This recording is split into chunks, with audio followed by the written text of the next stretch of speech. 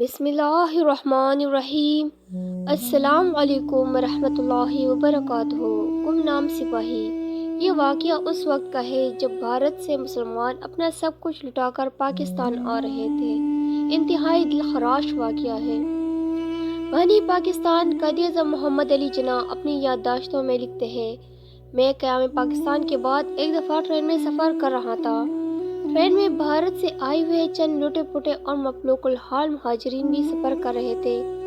اتنے میں ایک ٹکٹ چیکر ڈبے میں آیا اور مسافروں کے ٹکٹ چیک کرنے لگا۔ اس نے ایک بڑھیا سے ٹکٹ مانگا۔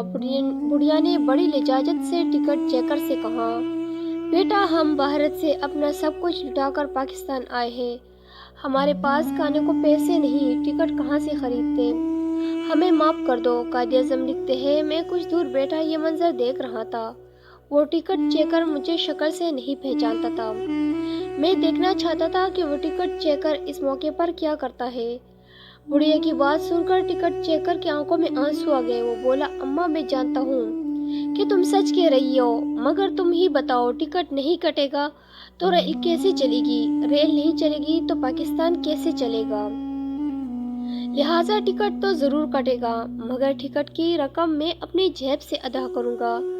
قائد اعظم کے الفاظ ہیں، میں تحریک پاکستان کے ایسے مخلص اور گمنام سپاہیوں کو سلام پیش کرتا ہوں۔ ویڈیو اچھی لگے تو چینل کو سبسکرائب ضرور کیجیے گا اور اس ویڈیو کو زیادہ سے زیادہ شیئر کیجیے گا۔ شکریہ۔ اللہ حافظ۔